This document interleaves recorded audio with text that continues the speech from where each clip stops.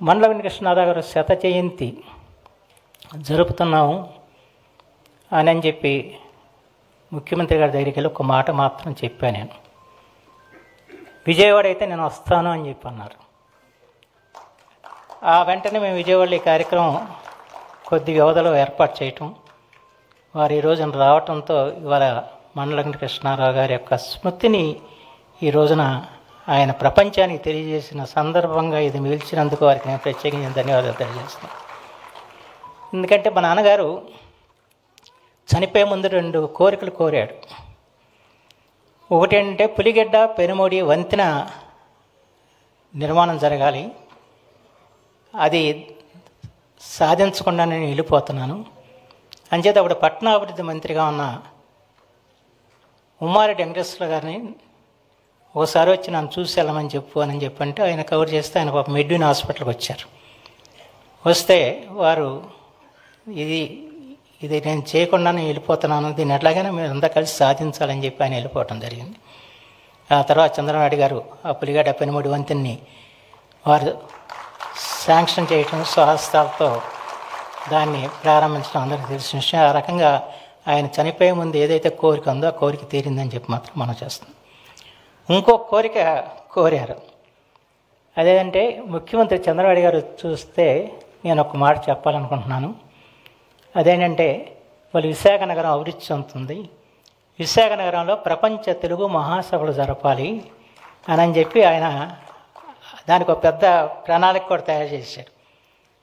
ఏ ఊరిలో ఏ రకమైన కార్యక్రమాలు చేసుకుంటూ విశాఖపట్నానికి వెళ్ళాలి, ఆ విశాఖపట్నంలో సభలు జరపాలి, మధ్యలో రాజమండ్రిలో ఇవన్నీ ఒక కాగితాల మీద రాసి పెట్టాడు అంతా.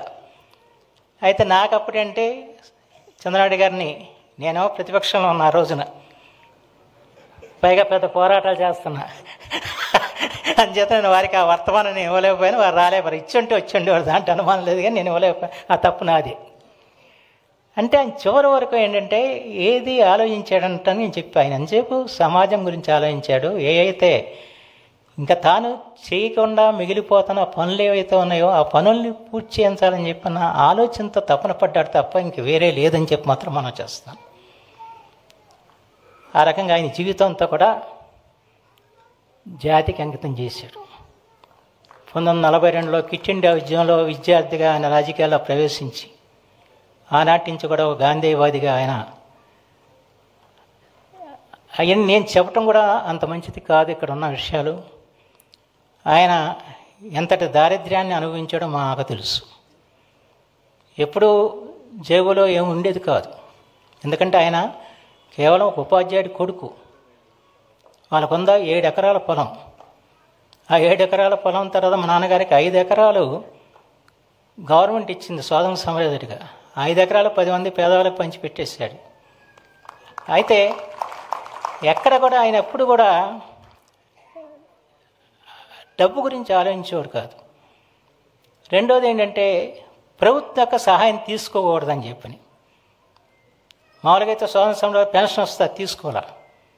ఆ తర్వాత ఆయనకి ఎమ్మెల్యేగా హైదరాబాద్లో స్థలం ఇస్తే నాకు అక్కర్లేదని చెప్పన్నాడు. ఇవాళ కోట్ల ఆస్తి ఎమ్మెల్యే స్థలంగా తీసుకున్నాడంటే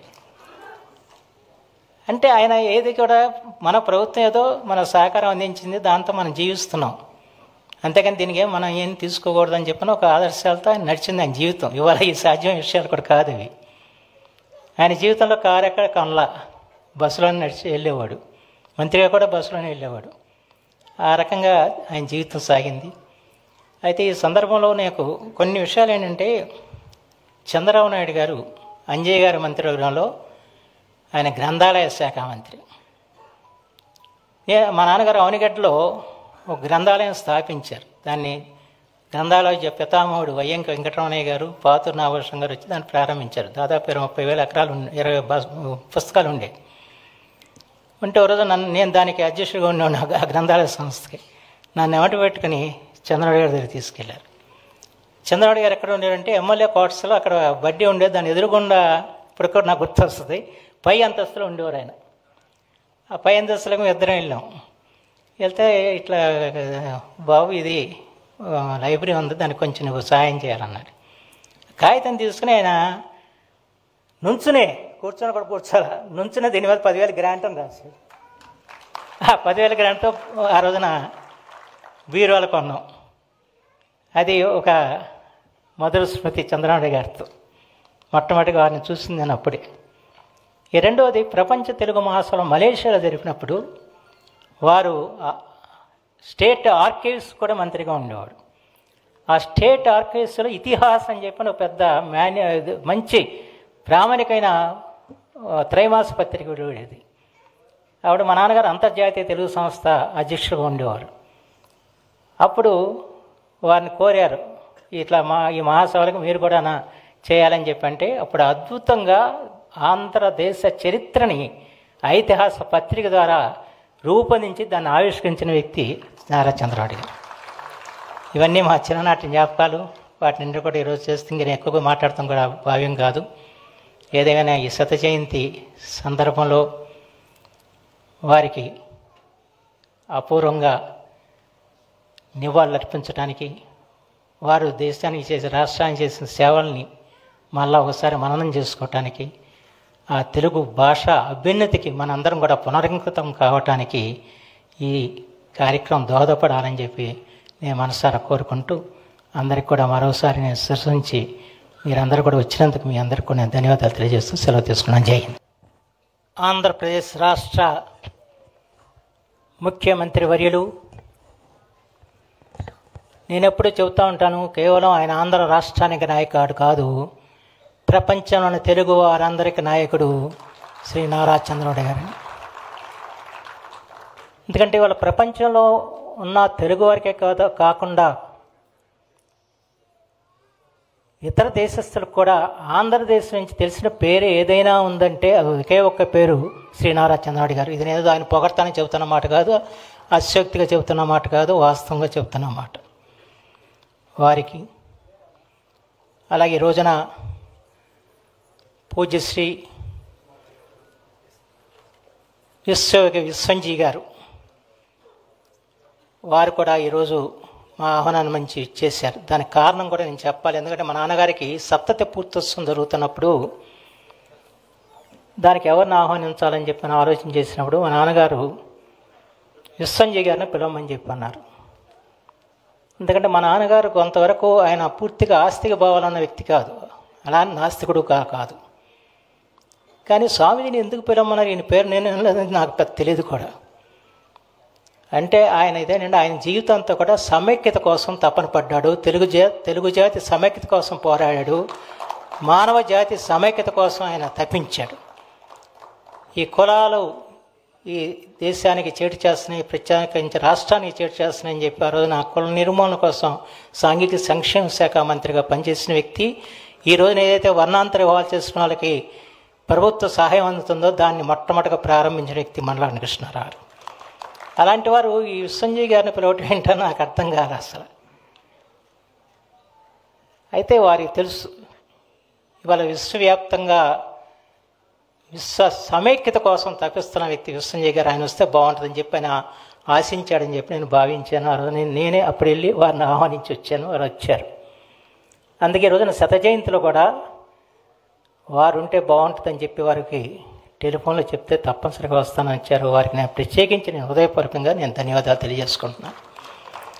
ఇక సభాధ్యక్షులు, స్థానిక శాసనసభ్యులు, మిత్రులు శ్రీ బొండా ఉమామేశ్వరరావు గారికి, రాష్ట్ర మంత్రివర్యులు శ్రీ కొల్లు రవీంద్ర గారికి, అలాగే చీఫ్ విప్ గన్నవరం శాసనసభ్యులు శ్రీ యార్లగడ్డ వెంకట్రావు గారికి, జగేపేట శాసనసభ్యులు శ్రీ తాతయ్య గారికి, అలాగే ఈరోజు అనుకోని అదృష్టం ఏంటంటే ఇక్కడ పద్మశ్రీలు ఉన్నారు వేదిక మీద.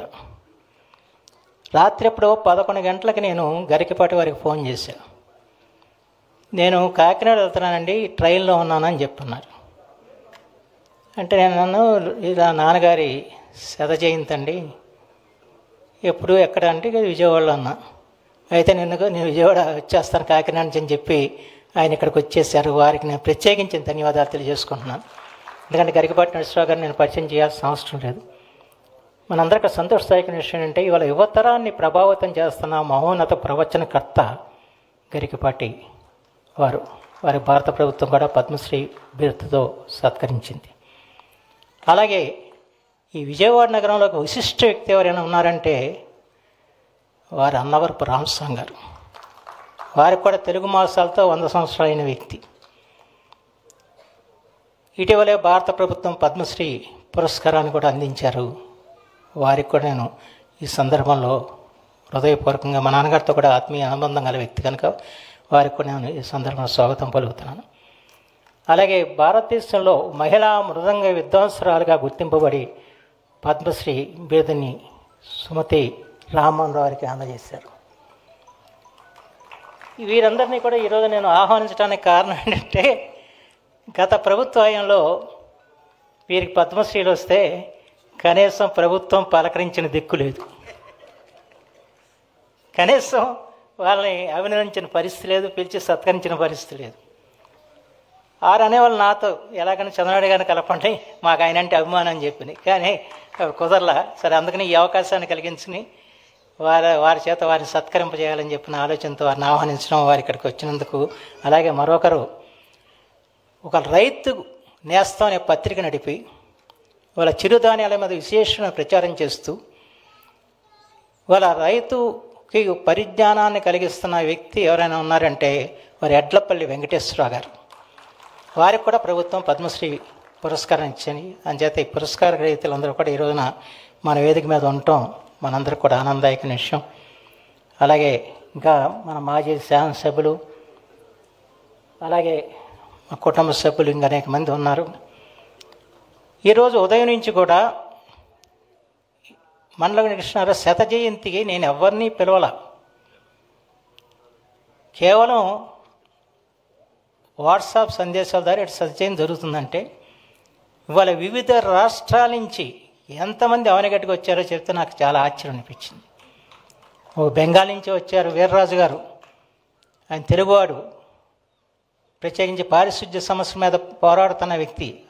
ఆయన తపన గమనించి మమతా బెనర్జీ గారు వారికి దళిత బంధు కార్పొరేషన్కి వైస్ చైర్మన్ పదవి ఇచ్చారు. ఆ రకంగా ఒక తెలుగువాడు ఇవాళ పశ్చిమ బెంగాల్లో ఒక ఉన్నత పదవులు ఉండటం మన జాతికి గర్వదాయకమైన విషయం. అంతేకాకుండా మరొకటి పశ్చిమ బెంగాల్లో విశేషం ఏంటంటే ఒక మంత్రి కూడా తెలుగు అమ్మాయి ఉంది, శశి పంజా అని చెప్పి.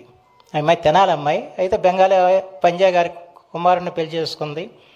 ఆమె కూడా ప్రతిభావంతురాలని చెప్పి గుర్తించి ఆమెకు మంత్రి పదవి ఇచ్చారు. మరొకటి అత్యధిక సంఖ్యాకులున్న రాష్ట్రాల్లో తెలుగు గుర్తింపు లేదు, కానీ పశ్చిమ బెంగాల్లో మాత్రం ద్వితీయ అధికార భాషగా తెలుగును గుర్తించారు. అది ఈ రకంగా 3 రకాలుగా మమతా బెనర్జీ గారు తెలుగువారిని గౌరవించినందుకు వారికి ఈ సందర్భంలో నేను ధన్యవాదాలు తెలియజేసుకుంటున్నాను. అలాగే అనేక రాష్ట్రాల నుంచి వచ్చారు, ఈ సమావేశంలో కూడా ఉన్నారు. ఎందుకంటే మా నాన్నగారు తిరగని ప్రదేశం లేదు, తిరగని రాష్ట్రం లేదు. అక్కడ విద్యా సాంస్కృతిక సమస్యలు, అక్కడ స్కూల్స్కి కావాల్సిన సౌకర్యాలు కల్పించడం, పాఠ్యపుస్తకాలు ఉచితంగా అందించడం, అక్కడ మంత్రులతో మాట్లాడి అక్కడ తెలుగువారి సమస్యలను పరిష్కారం చేయటం, అలాగే భవన నిర్మాణాలకి నిధులు ఇవ్వటం, ఆ రకంగా ఇతర దేశాలు ఇతర రాష్ట్రాల్లో ఉన్న వాళ్ళ యొక్క అభిమానాన్ని చూరుకున్నారు మా నాన్నగారు. అందుకని వారందరూ కూడా ఈ రోజున తరలి వచ్చారు. అందుకే వారికి కూడా అందరూ కూడా నేను హృదయపూర్వకంగా ధన్యవాదాలు తెలియజేసుకుంటూ, ఈరోజు ఎంతమంది పెద్దలు, విజయవాడ నగరంలో ఉన్న పెద్దలందరూ వచ్చారు, పాత్రికేయులు వచ్చారు, వివిధ ప్రాంతాల నుంచి వచ్చారు, అలాగే బంధుమిత్రులు వచ్చారు. వారందరికీ కూడా నా హృదయపూర్వకంగా శిరస్సు నుంచి నేను నమస్కరిస్తున్నాను.